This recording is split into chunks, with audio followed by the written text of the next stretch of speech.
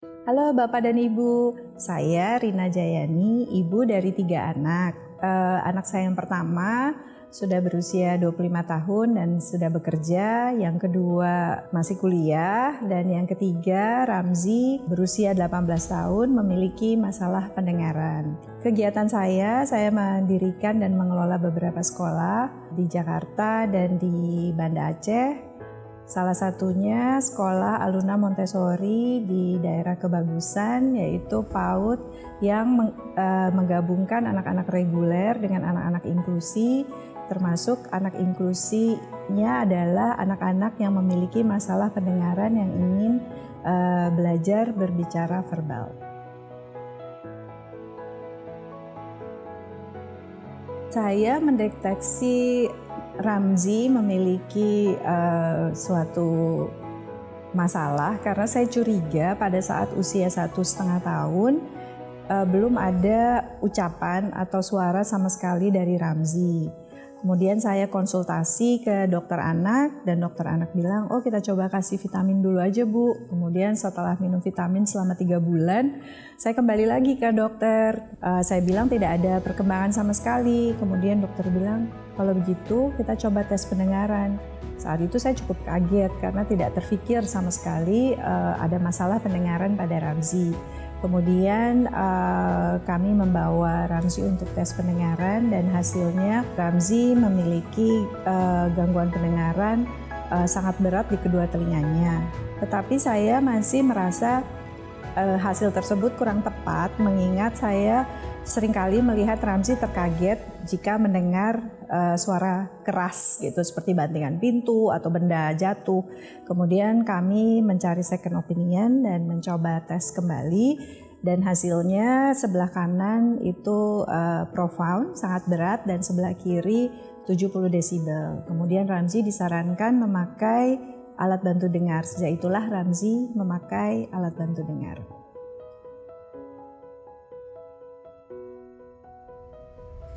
Setelah Ramzi memakai alat bantu dengar, saya mulai mencari informasi apa yang harus saya lakukan terhadap anak saya ini yang saat itu baru berusia 2 tahun.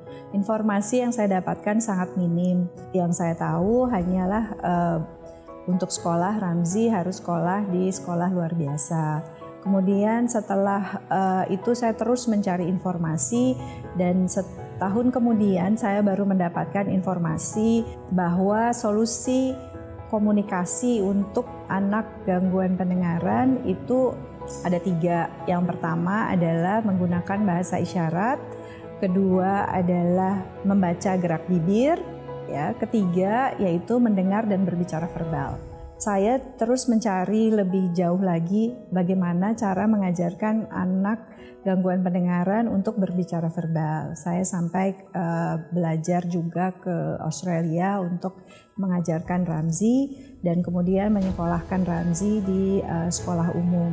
Sampai akhirnya Ramzi cukup berhasil bisa berkomunikasi verbal walaupun belum terlalu lancar dengan memanfaatkan pendengarannya yang 70 desibel.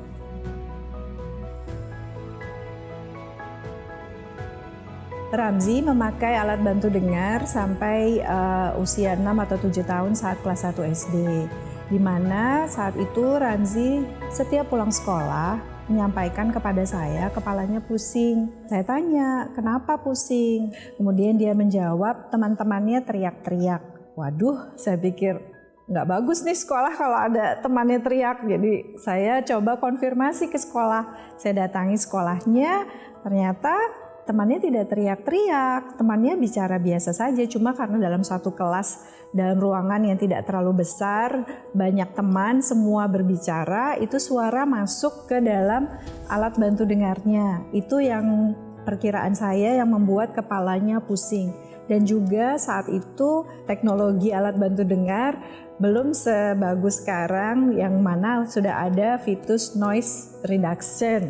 Kemudian saya berkomunikasi lagi dengan Ramzi. Saya bilang, Ramzi itu tidak mendengar. Karena tidak mendengar, solusinya itu hanya 2. Ramzi memakai alat bantu dengar atau dioperasi. Di mana saya tidak terfikir sama sekali dia akan memilih yang operasi. Saya pikir dia pasti akan mau pakai alat bantu dengar. Ternyata sangat mengagetkan saya. Dia bilang, kalau gitu aku dioperasi saja.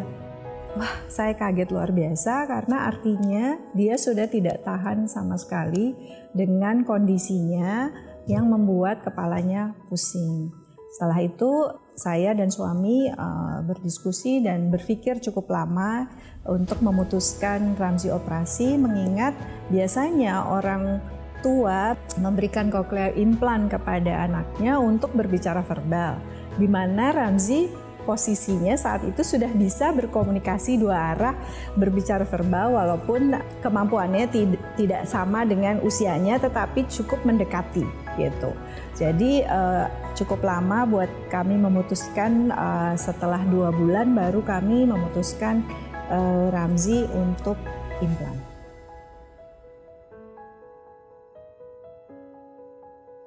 Yang saya perhatikan setelah menggunakan alat implan, Ramzy seringkali menyampaikan lebih jelas suara yang didengar. Kemudian juga artikulasi atau ucapan yang Ramzy sampaikan itu lebih jelas.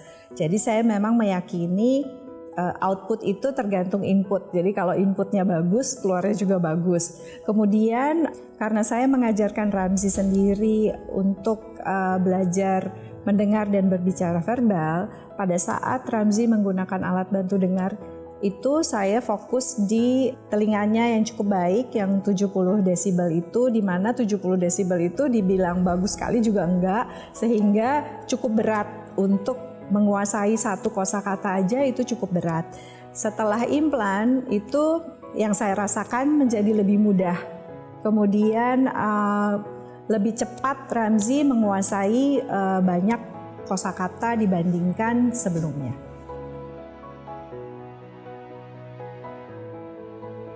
Oke, Bapak dan Ibu, pesan saya kepada Bapak dan Ibu berdasarkan pengalaman yang saya rasakan selama membesarkan Ramzy, yaitu pentingnya intervensi dini.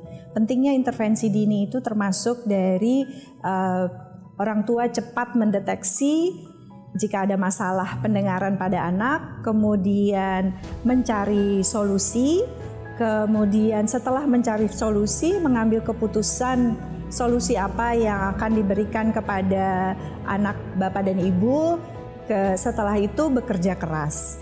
Juga saya bersyukur memiliki anak gangguan pendengaran di mana ada solusi bagi anak saya dari tidak mendengar menjadi mendengar. Kemudian teknologi pendengaran itu juga saya bersyukur di mana terus berkembang sehingga Ramzy terus bisa mendengar sesuai dengan kondisinya saat ini, di mana dia sudah remaja, membutuhkan pendengaran yang lebih jelas, dan itu bisa didukung oleh teknologi pendengaran yang terus berkembang, mendukung perkembangannya sesuai dengan usianya saat ini. Ya, jadi Bapak dan Ibu jangan hanya melihat sesuatu dari nilainya saja, tetapi dari manfaat yang didapat oleh anak kita yang memiliki masalah pendengaran. Kemudian kebutuhan dengar anak itu yang saya rasakan meningkat sesuai dengan perkembangannya. Pada saat Ramzy kecil, kebutuhan dengarnya adalah untuk mendengar dengan jelas suara-suara yang saya ajarkan kepada Ramzy. Tetapi semakin bertambahnya usia, pada saat dia SMP, dia membutuhkan dengar yang lebih baik lagi, di mana teman-temannya sudah berkomunikasi dengan cepat, kemudian dia sering di dalam kelompok yang ramai. Nah, alat teknologi yang implan, di mana yang saya sampaikan tadi terus berkembang, itu sangat membantu tumbuh kembang Ramzy dari kecil sampai sekarang usia remaja, dan itu sangat saya syukuri.